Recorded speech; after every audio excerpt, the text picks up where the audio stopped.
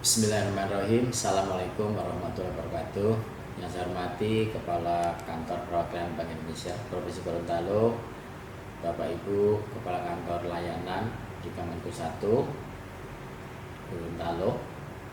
Yang saya hormati Lokal Expert, Mitra Akuntan Keuangan, para pejabat administrator lingkup Kanwil DJPP Provinsi Gorontalo, rekan-rekan media yang saya hormati.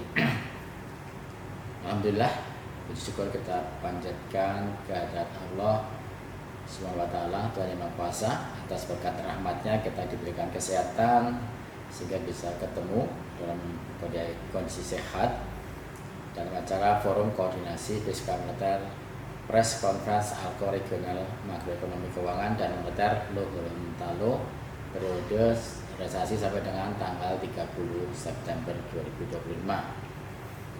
Sebelum menyampaikan materi, izinkan saya membacakan pantun. Kedano limboto pagi bersampan, air beriak sambut mentari. Kita berkumpul dengan penuh harapan bahasa PBN demi rakyat negeri. Baik Bapak Ibu, teman-teman media, sebelum saya masuk ke materi fiskal moneter Gorontalo, saya ingin melakukan flashback terhadap kondisi perekonomian global saat ini. Outlook ekonomi global ke depan mulai menunjukkan tanda-tanda perbaikan. Proyeksi pertumbuhan dunia tahun 2025-2026 diperkirakan membaik seiring dengan masih terjaganya aktivitas manufaktur global yang tercermin dari indeks PMI yang tetap berada di zona ekspansi. Kawasan Asia seperti Arab, India, Saudi, Thailand ini mencatat pertumbuhan yang solid, sementara di beberapa negara maju mulai terlihat adanya perlambatan.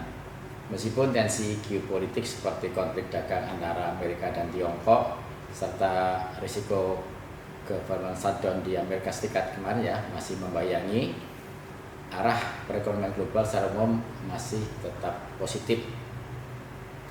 Kondisi ini juga didukung oleh ekspektasi penurunan suku bunga oleh The Fed yang berpotensi menjadi katalis positif bagi aliran masuk modal ke negara-negara berkembang, termasuk juga ke Indonesia.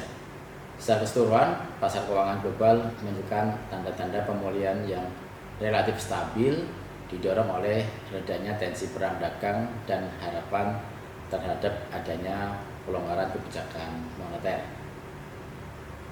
Kita ke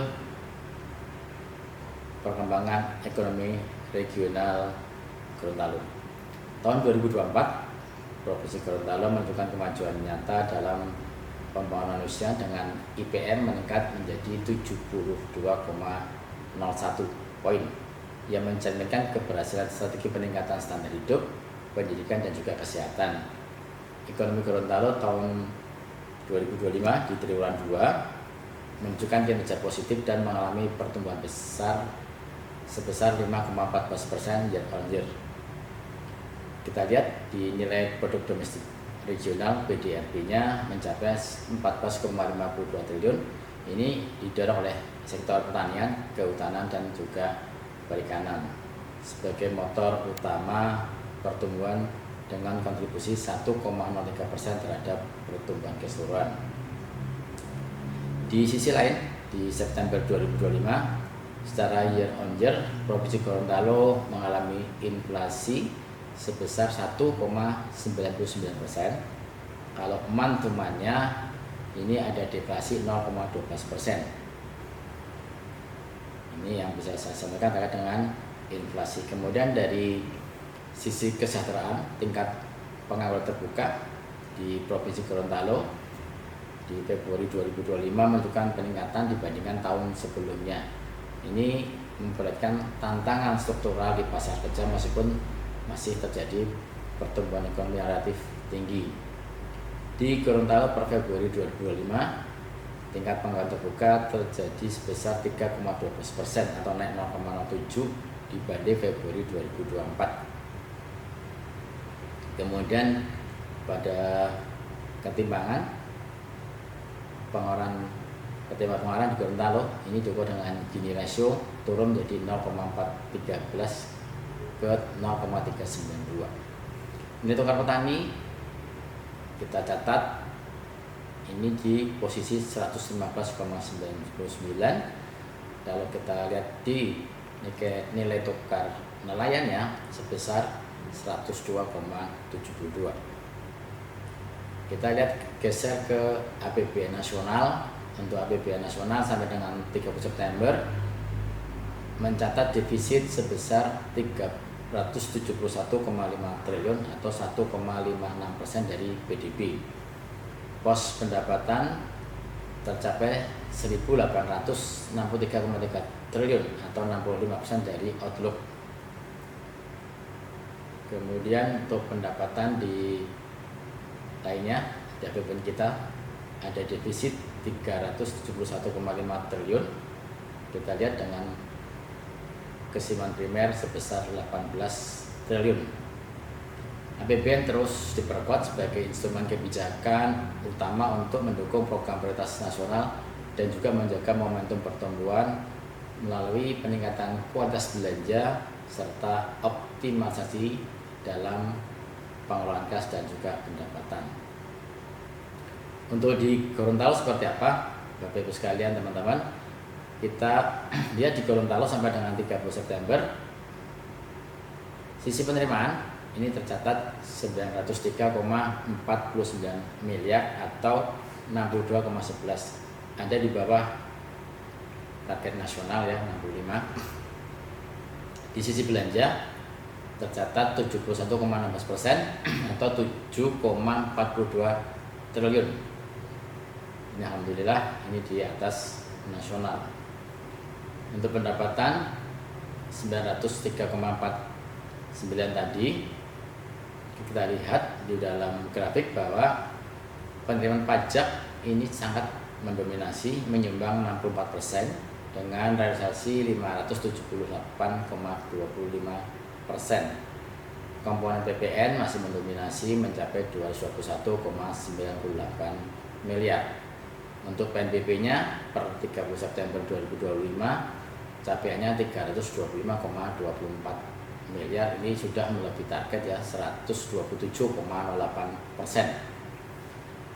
Kita berbicara ke belanja negara, telah terrealisasi tadi 71,16%, alhamdulillah, dan memasuki triwulan 4 ini kita ingin akselerasi, kita dengan mulai mengintensifkan capaian-capaian realisasi belanja sehingga kita melebihi target, kita dapat 70%.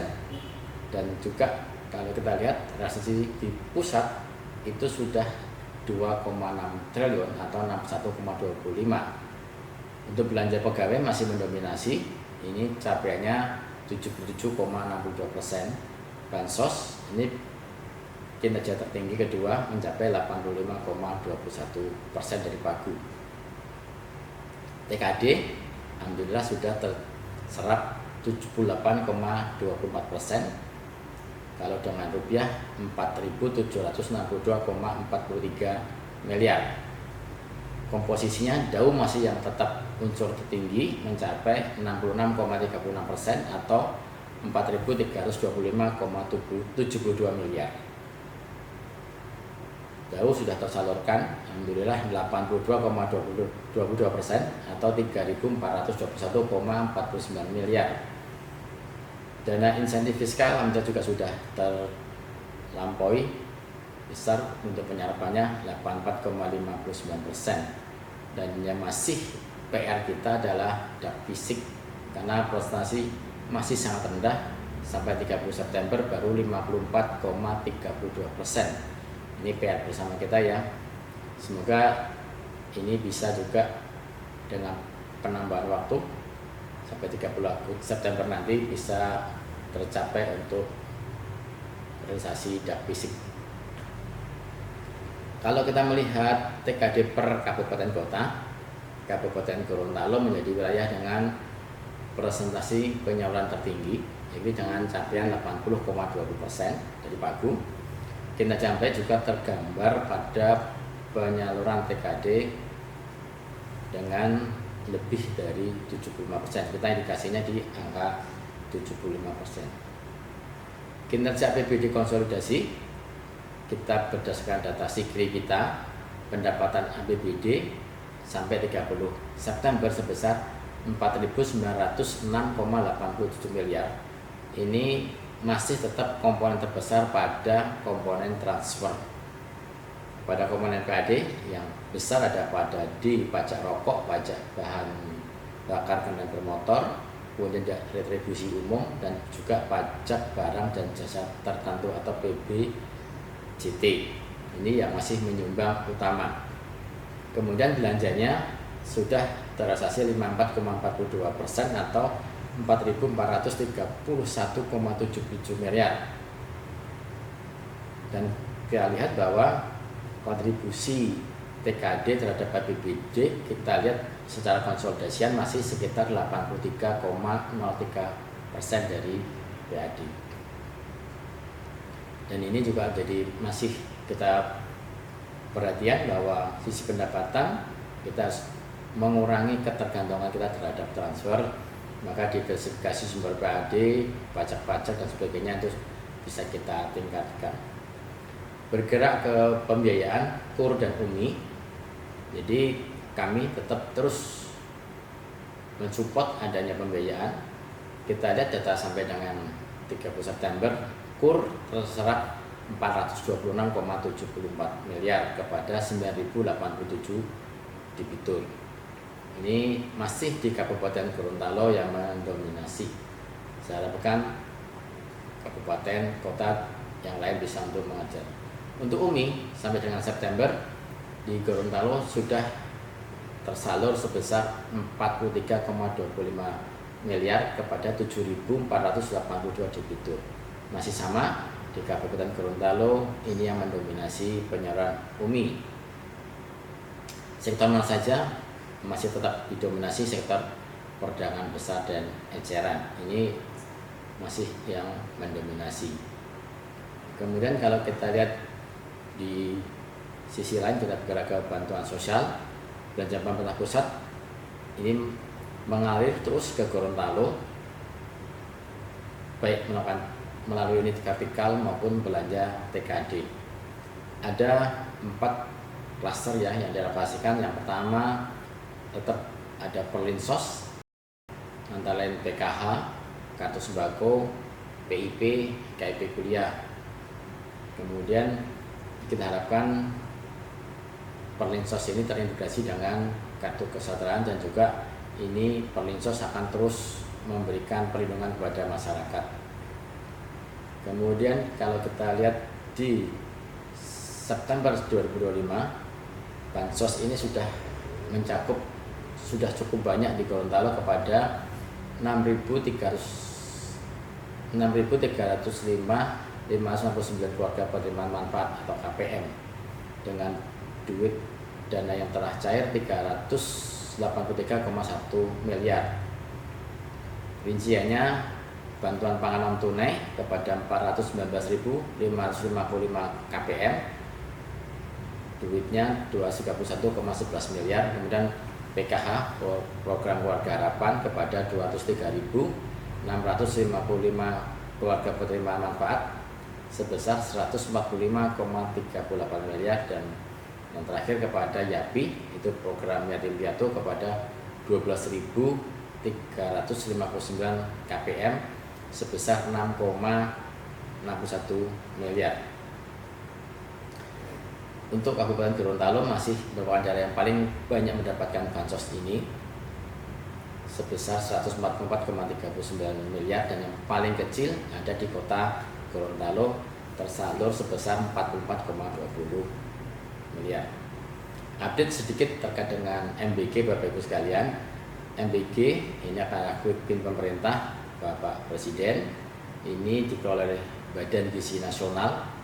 Ini diharapkan nanti bisa meningkatkan gizi anak-anak, adik-adik kita, mendukung prestasi, membentuk generasi sehat cerdas menuju Indonesia Emas di 2045.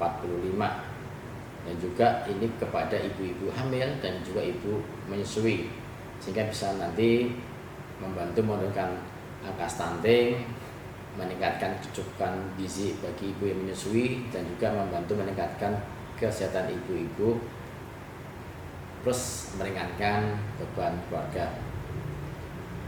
Kalau kita lihat data yang ada sampai sekarang, ini total penerima manfaat sudah sebanyak 59.636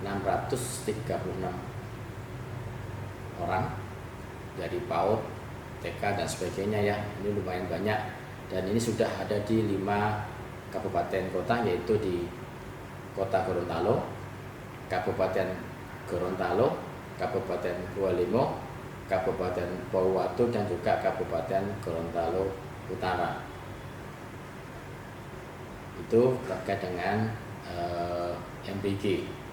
Kemudian terkait dengan alokasi transfer ke daerah untuk di tahun 2026, Bapak Ibu yang saya hormati, di dalam nota keuangan kemarin kita lihat bahwa TKD tetap merupakan instrumen fiskal utama untuk mendukung pemerataan publik dan juga penguatan kualitas belanja daerah. Ada 8 agenda prioritas yang merupakan perwujudan dari Cita Presiden. Penyesuaian alokasi TKD merupakan konsekuensi dari kebijakan pemerintah, di mana pemerintah ingin memperbesar alokasi belanja di kementerian lembaga. Ini diarahkan langsung untuk mendukung program prioritas di daerah yang sejatinya ini diterima oleh masyarakat di daerah. Ada program MBG, kesehatan, pendidikan, perumahan, ada juga koperasi desa ataupun koperasi kelurahan Merah Putih, dan juga ada beberapa program-program strategis lainnya. Belanja pemerintah pusat maupun TKD ini didesain untuk semakin fokus, efisien, produktif, dan sinergi untuk menjadi satu kesatuan utuh untuk mewujudkan pemerataan ekonomi dan kesejahteraan bagi seluruh rakyat Indonesia. Kita lihat data yang ada, alokasi TKD di tahun 2026 di Gorontalo ada 5,2 triliun. Kita lihat ini turun 14,52% dibanding tahun 2025. Di mana komponennya? Di seluruh komponen TKD ada penurunan. Dengan insentif fiskal dan juga dana bagi hasil, ini komponen terbesar dan penurunan di angka 158%. Kalau kita lihat dari DAU, Blok Grand menjadi satu-satunya komponen yang tumbuh sebesar 3,12%. Ini gambaran terkait dengan TKD. Dengan penurunan TKD tadi ada beberapa strategi yang harus kita mitigasi, teman-teman dari Pemda. Yang pertama, arah penggunaan TKD ini diutamakan untuk belanja pegawai, pelayanan operasional kepada masyarakat, dan juga ini pembangunan amat dana otsus DBA dan dana desa. Yang kedua, kita mensinergikan program prioritas nasional yang efektif untuk mendukung peningkatan kesejahteraan masyarakat dan juga pembangunan di daerah. Yang ketiga, pastinya harus menggali potensi BAD sesuai dengan ketentuan perundangan dan juga dimanfaatkan untuk meningkatkan kapasitas fiskal daerah. Terakhir, kita bisa untuk memanfaatkan alternatif pembiayaan seperti kerjasama pemerintah dan badan usaha atau KPBU, dan juga akses pinjaman daerah yang nanti bisa dimanfaatkan untuk pembangunan sarana dan prasarana di daerah. Itu Bapak Ibu, teman-teman semua media terkait dengan Prasilis Gorontalo. Saya ucapkan terima kasih sudah menjadi partner yang baik selama ini, memberikan informasi yang transparan kepada seluruh stakeholder kami. Terakhir, kita melihat meskipun ketidakpastian global mulai mereda, kami Kementerian Keuangan akan terus menjaga perekonomian dan APBN sebagai upaya untuk mengantisipasi dan juga memitigasi ketidakpastian global ini. Di tengah gejolak global yang masih terus berlanjut, APBN 2025 diharapkan mampu untuk optimal sebagai shock absorber untuk melindungi masyarakat, menjaga momentum pertumbuhan, dan juga mendukung agenda pembangunan secara optimal. Terakhir, saya akan tutup dengan pantun. Sore hari minum kopi di Winogu, ditemani ilap bulu hangat terasa. Press conference selesai disuguhkan, Mari kawal APBN dengan bijaksana. Demikian, terima kasih. Kami akhiri. Wassalamualaikum warahmatullahi wabarakatuh. Salam sejahtera untuk kita semua. Yang kami hormati Bapak Kakanwil, Direktorat Jenderal Perbendaharaan. Yang kami hormati pimpinan Satker Kementerian Keuangan di Provinsi Gorontalo. Yang kami hormati lokal expert dan Bapak Ibu pemateri pada press conference ALKO saat ini. Izinkan saya, pelaksana harian KPP Pratama Gorontalo, menyampaikan kinerja perpajakan. Sebagaimana kita ketahui, di tahun 2025, KPP Pratama Gorontalo mendapatkan target penerimaan sebesar 1,187 triliun dan sampai dengan 30 September 2025 penerimaan pajak mencapai 546,74 miliar atau setara dengan 46,03% dari target. Penerimaan ini terdiri dari 4 jenis pajak. Yang tertinggi dicapai oleh PPN sampai dengan September 2025 mencapai 237,26 miliar yang mengalami pertumbuhan negatif 23,75% dibandingkan periode sebelumnya. Kemudian diikuti penerimaan PPH sampai dengan September 2025 adalah 221,68 miliar yang mengalami pertumbuhan negatif sebesar 28,45% dibandingkan periode tahun sebelumnya. Kemudian jenis pajak PBB penerimaan sampai dengan 30 September 2025 sebesar 820,81 juta rupiah yang mengalami pertumbuhan positif sebesar 6,99% dibandingkan periode sebelumnya di tahun lalu. Dan kemudian ada pajak lainnya yang mencapai penerimaan sampai dengan September 2025 sebesar 86,97 miliar yang mengalami pertumbuhan positif, dan ini terbanyak adalah dari deposit pajak.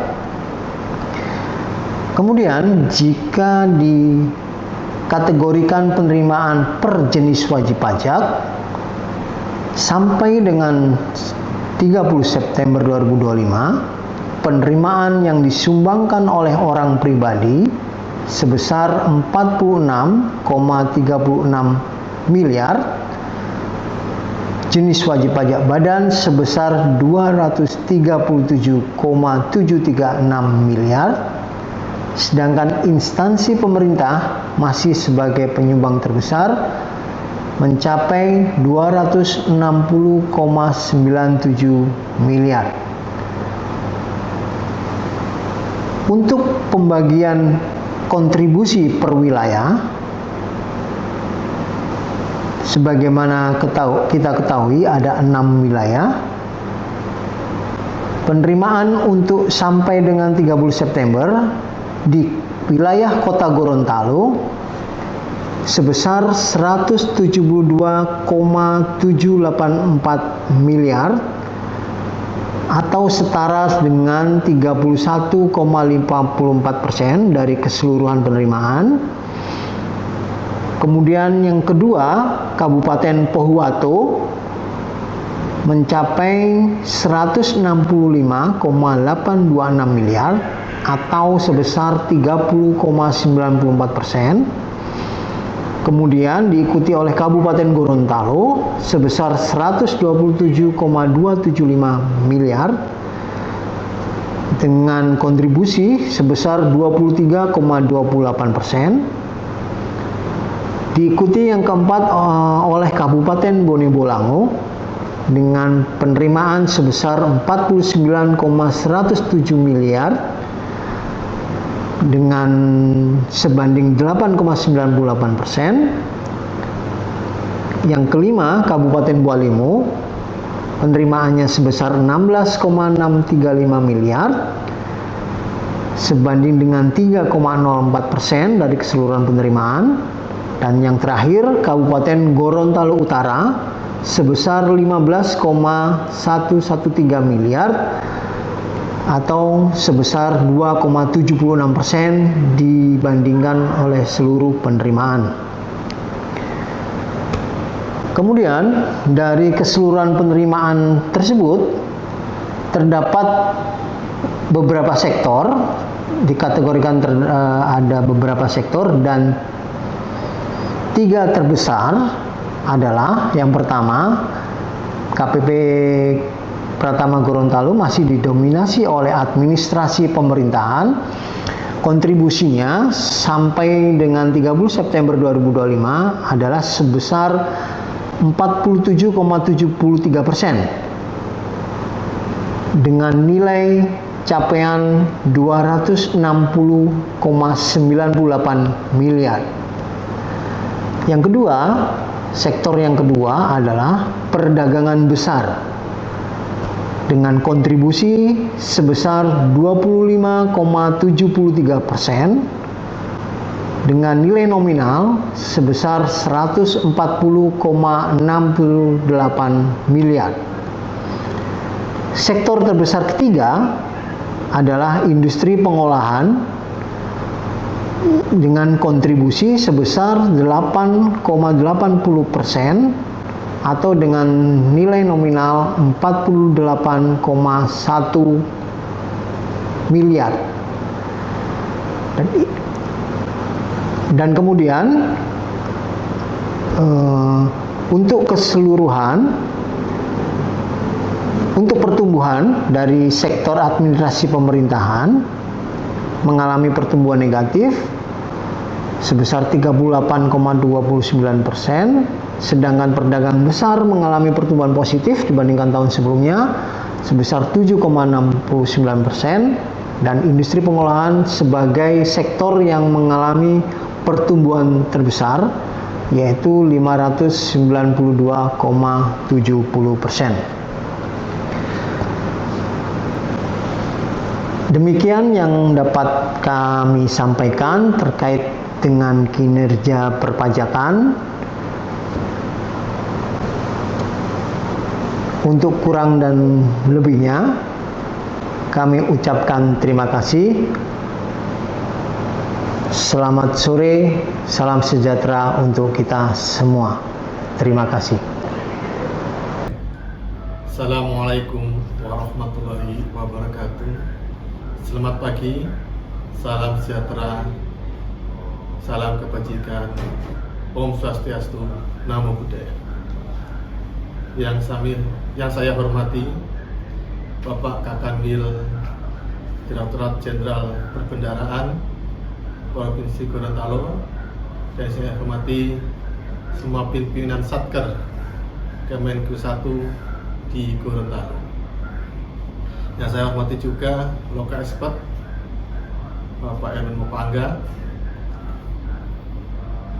Izinkan saya untuk menyampaikan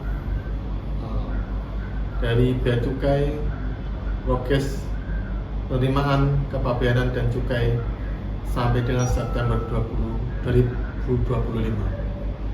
Untuk jenis penerimaan di Bea Cukai ada 3, yaitu bea masuk yang dipungut dari impor ditargetkan 10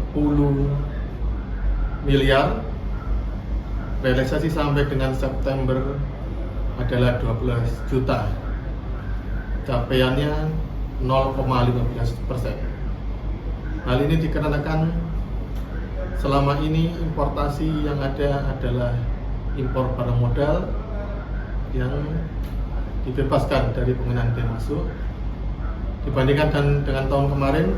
penerimaan biaya masuk yang besar adalah dari penerimaan impor gula. Untuk tahun ini impor gula tidak ada di Gorontalo, sehingga capaian biaya masuk KPPPC Gorontalo tidak mencapai target. Untuk penerimaan biaya keluar tidak ada, dan untuk penerimaan dalam negeri adalah cukai. Untuk cukai target 33 juta, realisasi sampai dengan September mencapai 2 miliar. Untuk cukai tahun ini KPPPC Gorontalo dulu sempat ada pabrik olahan tembakau, namun di tahun ini sudah tutup. Untuk penerimaan tersebut diperoleh dari denda atas pelanggaran cukai yang diselesaikan dengan ultimum remedium, sehingga capaian di tahun ini mencapai 8.000%. Berdasarkan kegiatan ekspor impor di Provinsi Gorontalo, dapat mendatangkan devisa ekspor sebesar 36 US dollar atau 600 miliar, sedangkan devisa impor 1 juta dolar atau 27 miliar, sehingga untuk neraca perdagangan sampai bulan September positif, yaitu dengan selisih 572 dolar. Hal ini menunjukkan kinerja perdagangan ekspor di Gorontalo semakin maju. Untuk detailnya perkembangan kinerja ekspor di Gorontalo bulan September, selama ini masih didominasi oleh wood pellet sekitar 20 juta kilogram atau dengan nilai rupiah sekitar 46 miliar. Kemudian disusul dengan frozen coconut cream 103.000 kilogram atau 2 miliar nilai ekspornya. Kemudian fresh yellowfin tuna dengan sirip kuning sebesar 7.000 kg atau dengan nilai ekspor 83.000. Dan crude coconut oil, ini minyak kelapa, sebesar 20.000 kg atau dengan nilai ekspor 534 miliar. Dan terakhir adalah fresh king fish mackerel 5.000-an kilogram atau nilai ekspornya 258 juta. Dibandingkan dengan bulan Agustus kemarin, ada satu komoditas yang di September ini belum ada, sempat terhenti, yaitu kerang darah live boot kukel, nama Inggrisnya. Itu tidak ada di September, di bulan ini tidak ada, dikarenakan adanya jadwal penerbangan yang tidak sesuai dengan jaminan kualitas mereka, karena live boot kukel ini harus dalam keadaan hidup ketika sampai di negara pengekspor, itu selama ini di Thailand. Kemudian tantangan ekspor yang dihadapi Provinsi Gorontalo selama ini adalah kelangkaan kontainer ekspor yang disebabkan minimnya aktivitas impor atau ekspor ya, sehingga tidak ada insentif ekonomi bagi perusahaan pelayaran untuk menambah kontainer pelabuhan lokal Provinsi Gorontalo. Ketergantungan pada pelabuhan di luar Provinsi Gorontalo serta biaya logistik yang tinggi yang pada akhirnya mengurangi daya saing harga produk Gorontalo di pasar internasional. Sedangkan tantangan di bandara adalah keterbatasan rute langsung internasional, sehingga ekspor harus dilakukan melalui bandara hub yang lebih besar seperti Bandara Soekarno-Hatta, sehingga menjadikan biaya logistik yang tinggi. Serta kapasitas dan biaya angkutan udara secara inheren lebih mahal dan memiliki kapasitas kecil. Jadi tantangan utamanya kalau dapat disimpulkan adalah dari sisi infrastrukturnya. Infrastruktur yang ada di Gorontalo ini secara biaya lebih tinggi daripada dia dari logistik kemudian baru ekspor. Maksud saya dari domestik kemudian ekspor daripada ekspor langsung, seperti itu. Kemudian untuk perkembangan kinerja ekspor secara komoditi, ada dua hal yang mayoritas yang menjadikan Gorontalo ini komoditas ekspor jenisnya yaitu perkebunan dan perikanan atau kehutanan ya, perkebunan atau kehutanan. Yang nomor 2 adalah perikanan. Dan untuk perkebunan didominasi 85% adalah wood pellet, nomor 2 adalah molasses 9%, dan 6% adalah produk olahan kelapa. Molasses ini adalah byproduct dari pengolahan gula. Beberapa masih dibutuhkan untuk penggemukan sapi dan untuk bahan baku MSG. Kemudian dari perikanan masih didominasi oleh fresh tuna. Gorontalo adalah penghasil tuna yang fresh, terutama yang sirip kuning. Kemudian yang kedua adalah live blood kukkel atau kerang darah. Ini dominasi kedua adalah live blood kukkel ini. Nomor 3 adalah fresh kingfish dan fresh grouper fish, ikan gurupa, seperti itu. Untuk kegiatan ekspor sampai dengan September 2025 tercatat sebanyak 481 PEB dengan total tonase 242 juta ton dan dengan nilai ekspor 36 juta. Untuk produk perkebunan total apabila digabung semuanya sekitar 35 juta US dollar atau 242 ton. Produk perikanan kalau total semua 140 ton dan dengan nilai ekspor 701.000 US dollar. Baik, demikian perkembangan kinerja ekspor impor. Untuk kecenderungannya untuk kegiatan ekspor semakin meningkat. Saya harapkan ke depan lagi neraca perdagangan di Gorontalo semakin besar sehingga dapat secara tidak langsung mensejahterakan rakyat di Gorontalo. Terima kasih atas perhatiannya. Saya sampaikan terima kasih. Assalamualaikum warahmatullahi wabarakatuh. Salam sejahtera. Om Santi Santi Om. Namo Buddhaya. Salam kebajikan. Assalamualaikum warahmatullahi wabarakatuh. Selamat pagi, salam sejahtera untuk kita semua. Pada kesempatan ini saya akan menyampaikan kinerja pencapaian pada bidang aset, lelang, dan piutang negara. Realisasi PNBP aset sampai dengan 30 Desember 2025 ini mencapai 82,59% dari target yang telah ditetapkan. Realisasi PNBP pada bulan September 2025 mencapai 1,6 miliar, sehingga secara kumulatif sepanjang tahun 2025 sampai dengan bulan September, realisasi PNBP aset telah mencapai 13 miliar rupiah atau sebesar 82,59% dari target tahunan. Realisasi kumulatif ini naik 13,3% dibandingkan periode yang sama pada tahun 2024. Target di tahun 2025 ini adalah sebesar 15,9 miliar. Pencapaian PNBP aset ini terbagi menjadi dua secara kumulatif, yaitu berasal dari pemanfaatan BMN, ini capaiannya sebesar 12,3 miliar atau 93%.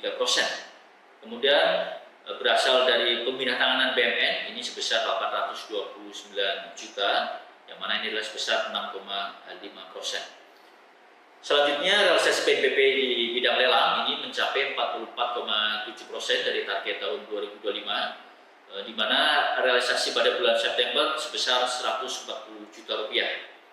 Secara kumulatif sampai dengan bulan Desember 2025, realisasi PNBP lelang baru mencapai 1,3 miliar atau baru 44,7% dari target tahunan. Realisasi kumulatif tersebut naik 0,8% dibanding periode yang sama pada tahun 2024. Target PNBP lelang sendiri secara tahunan ini adalah sebesar 2,9 miliar rupiah. Secara kumulatif, capaian PNBP bidang lelang ini terbagi menjadi dua, yaitu BA lelang pejabat lelang kelas 1 ini sebesar 647 juta atau 48%. Kemudian berasal dari BA lelang Pegadian ini sebesar 679 juta rupiah atau sebesar 51% dari keseluruhan.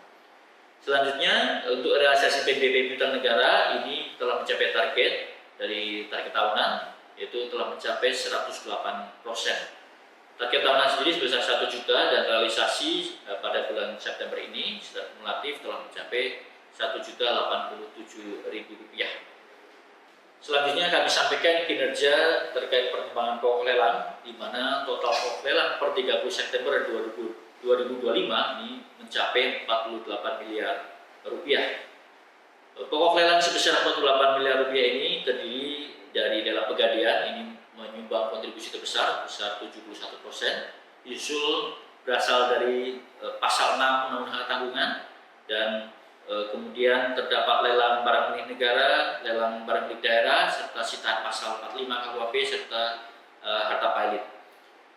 Kontribusi penerimaan negara dan daerah dari jasa lelang ini adalah sebesar Rp2,5 miliar, yang mana ini terdiri dari bea lelang sebesar Rp1,3 miliar, kemudian BPHTB yang ini merupakan pajak daerah ini sebesar Rp904 juta. Kemudian terdapat kontribusi dari BPH ini sebesar Rp330 juta. Dapat kami sampaikan bahwa pengenaan BPHTB atas penjualan lelang sampai dengan September 2025 ini terdapat pada 4 kabupaten kota, di mana Kota Gorontalo menerima pokok setoran BPHTB sebesar Rp642 juta, kemudian Kabupaten Gorontalo menerima setoran BPHTB Rp15,650 juta, dan Kabupaten Bualimo menerima Rp15 juta juga, dan kemudian terbesar kedua ini adalah di Pohuwatu menerima Rp230 juta. Secara daerah, pokok lelang ini juga tersebar di 4 kabupaten kota, dengan yang tertinggi ada di Kota Gorontalo sebesar Rp7,7 miliar, dan terbesar kedua dari Pohuwatu sebesar Rp4,4 miliar, dan selanjutnya terdapat pada Bualimo dan Kabupaten Gorontalo. Selanjutnya setoran pajak ini juga dapat kami rincikan. Ini terbesar ada pada Kota Gorontalo sebesar Rp193 juta, dan terbesar kedua Rp110 juta ada pada Kabupaten Pohuwatu, dengan total tadi kami sampaikan PPh-nya total sebesar Rp330 juta. Selanjutnya kami sampaikan perkembangan nilai barang milik negara pada satuan kerja vertikal di Provinsi Gorontalo, di mana terbesar ini masih dipegang atau dikontribusikan dari barang milik negara pada Kementerian Pekerjaan Umum, di mana sebesar 58,8% ini BMN-nya terdapat pada kementerian tersebut, dengan nilai sebesar Rp16,3 triliun. Nilai ini mengalami pertambahan sebesar Rp94,3 miliar dari periode bulan sebelumnya. Selanjutnya pada Polri ini nilai per 30 September adalah sebesar Rp3 triliun, dan ini terdapat penurunan sebesar Rp1.927 juta. Ini menyumbang 10,8% dari total nilai BMN di Provinsi Gorontalo. Kemudian terbesar ketiga ini terdapat pada Kementerian Pendidikan, Kebudayaan dan Ristek, ini sebesar Rp2,2 triliun. Kemudian berikutnya ada pada Kementerian Perhubungan sebesar Rp2,1 triliun, dan kemudian pada Kementerian Agama sebesar Rp1 triliun lebih sedikit, dan pada 24 kementerian lembaga yang lain nilainya Rp2,9 triliun. Dan demikian total nilai BMN di Provinsi Gorontalo sampai dengan 30 September 2025 ini adalah sebesar Rp27,8 triliun, yang ini mengalami kenaikan dibandingkan bulan sebelumnya. Kenaikannya sebesar Rp90,699 juta. Baik, kemudian kami sampaikan nilai BMN per kategori, di mana nilai BMN sebesar Rp27,8 triliun tadi. Ini kalau kita lihat per kategorinya, terbesar ada pada BMN berupa jalan irigasi jaringan sebesar Rp10,8 triliun, dan kemudian terdapat bangunan gedung dengan nilai Rp6,2 triliun, dan tanah BMN ini nilainya adalah sebesar Rp2,7 triliun. BMN ini di samping yang saya sebutkan tadi, terdapat BMN berupa mesin dan peralatan non TIK, kemudian terdapat aset tetap renovasi dan aset tetap tak berwujud. Dapat kami sampaikan bahwa selama bulan Agustus sampai ke bulan September ini tidak terdapat perubahan nilai BMN yang cukup signifikan. BMN kita, seperti mana saya sampaikan tadi, ini mengalami penambahan sebesar 95,7 miliar rupiah.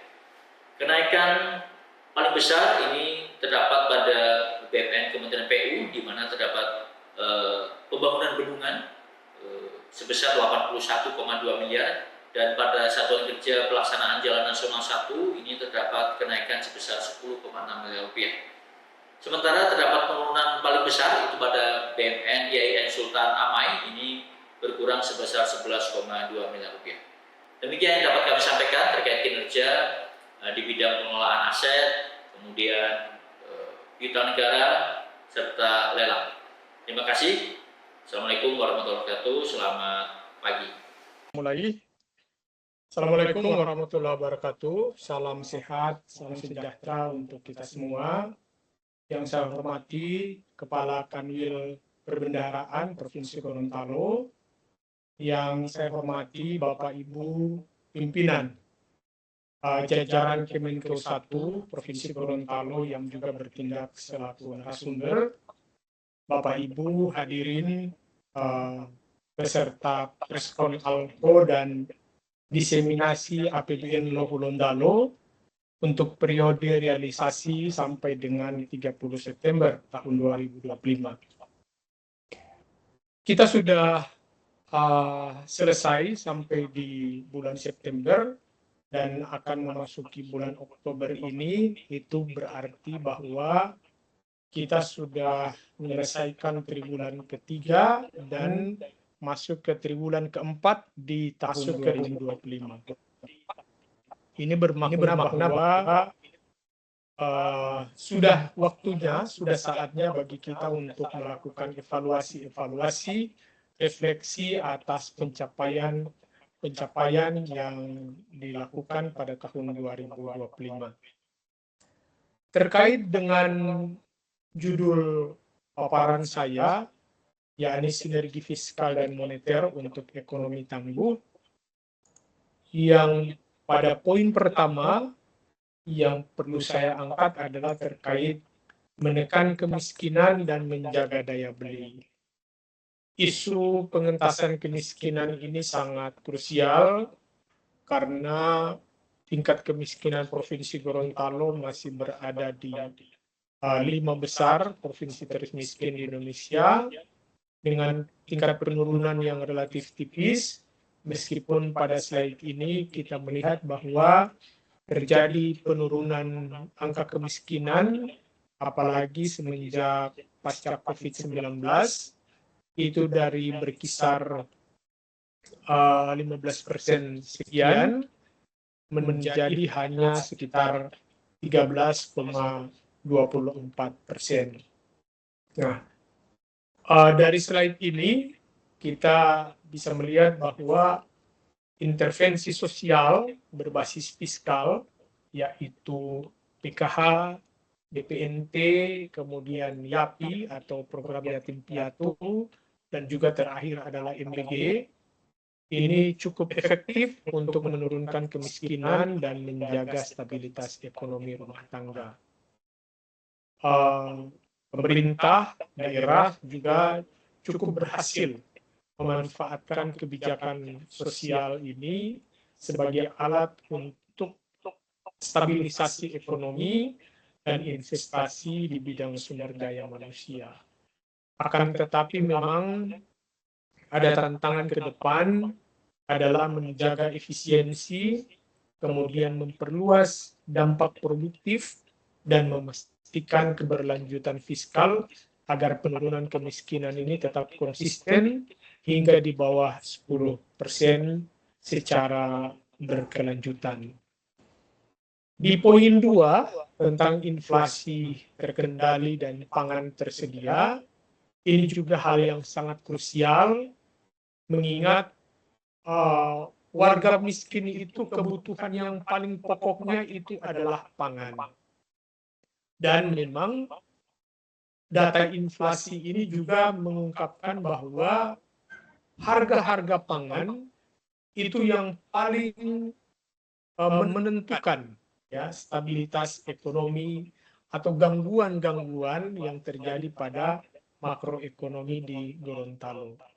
Sejauh ini harga beras, minyak goreng, kemudian cabai, bawang dan tomat ini silih berganti menjadi komoditas yang paling besar kontribusinya terhadap inflasi di daerah.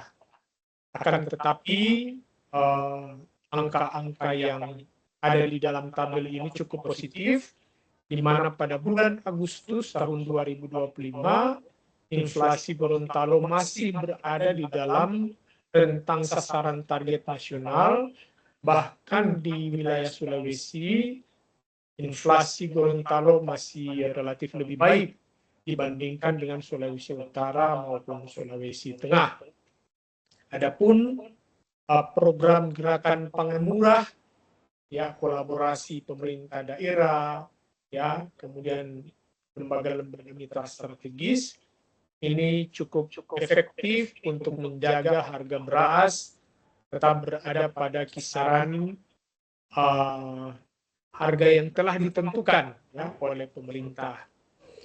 Nah, akan tetapi tantangan jangka menengah adalah mengurangi ketergantungan pasokan dari luar daerah, ya, terutama dari Sulawesi Selatan, yaitu Pindrang dan Sidrap, maupun dari Tolai, Sulawesi Tengah sebagai pemasok beras. Kemudian untuk memperkuat sistem produksi dan pasca panen lokal agar stabilitas harga lebih berkelanjutan.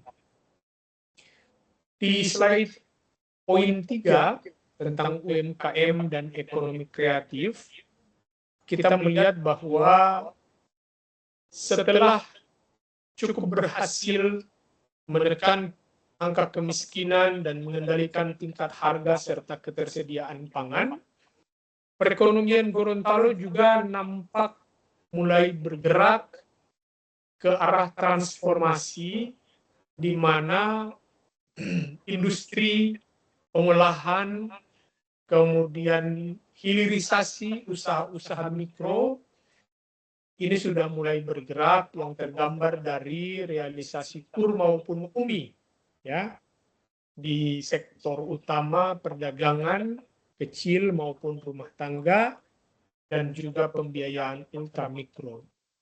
Selain itu, program pemerintah yang juga didukung oleh Bank Indonesia dan juga Kementerian Keuangan terkait dengan Karnaval Karawo ya yang berlangsung di akhir bulan September kemarin ini menggerakkan sektor ekonomi kreatif khususnya fashion dan kerajinan sehingga ini juga menunjukkan bagaimana perkembangan ekonomi menuju kepada produksi produk-produk bernilai tambah.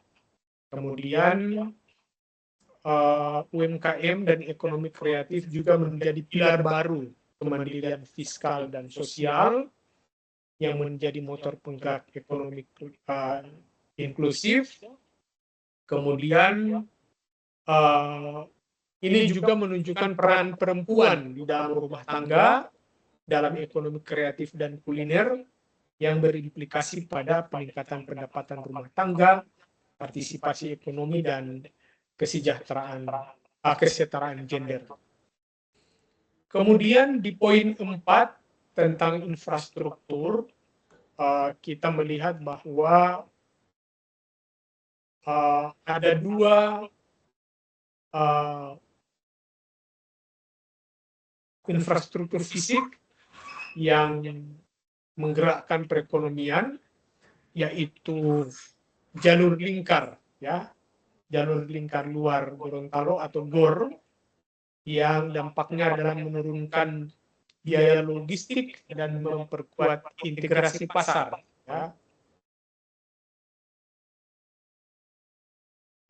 kemudian penurunan waktu tempuh, ya, dari semula 1 jam 15 menit dari kota Gorontalo ke bandara misalnya, atau dari wilayah Kabupaten Gorontalo untuk memasarkan komoditas hasil bumi ke pusat kota Gorontalo itu hanya menjadi sekitar 30-an menit saja.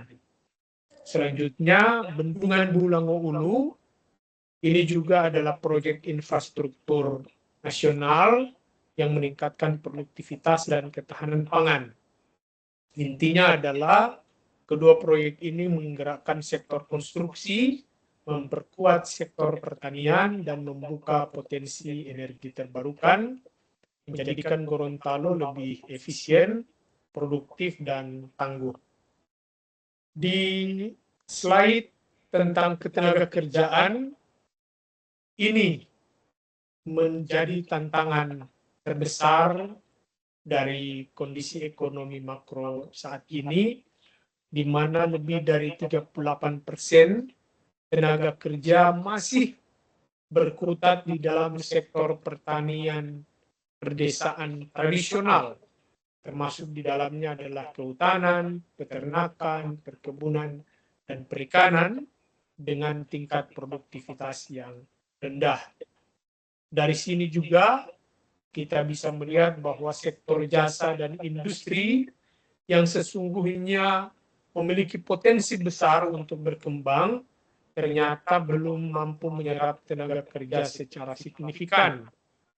Kemudian masih terjadinya mismatch, ketidakcocokan antara pendidikan, pengetahuan, keterampilan yang dimiliki oleh tenaga kerja dengan kebutuhan dari dunia usaha dan dunia industri di Gorontalo.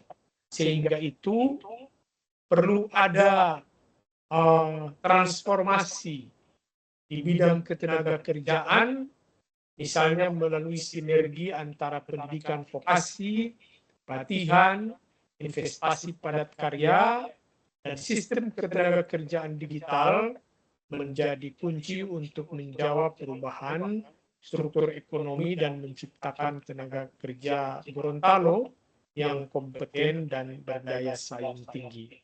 Pada bagian kesimpulan, poin 6,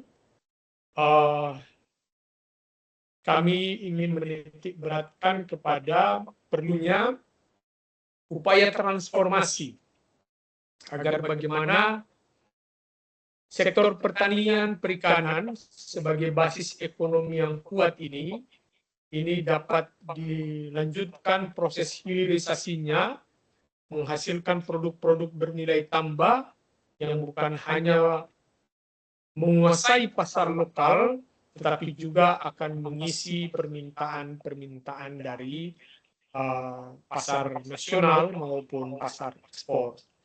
Dan pada slide terakhir terkait dengan saran, ini adalah beberapa poin rekomendasi kami terkait dengan penguatan ketahanan sosial dan daya beli masyarakat, kemudian stabilisasi harga dan ketahanan pangan, kemudian produktivitas tenaga kerja, UMKM dan ekonomi kreatif, kemudian pengelolaan infrastruktur, dan penguatan sinergi fiskal, moneter, dan juga peran pemerintah daerah agar apa saja yang sudah dicapai sampai dengan hari ini, pertumbuhan ekonomi yang sudah berada di atas rata-rata nasional, dan juga tingkat kemiskinan yang terus menurun, ini akan dapat dilanjutkan dan menemukan momentum yang lebih baik lagi di triwulan keempat sampai dengan tahun-tahun ke depan. Demikian yang dapat kami sampaikan. Mohon maaf bila ada yang kurang berkenan. Terima kasih. Assalamualaikum warahmatullahi wabarakatuh.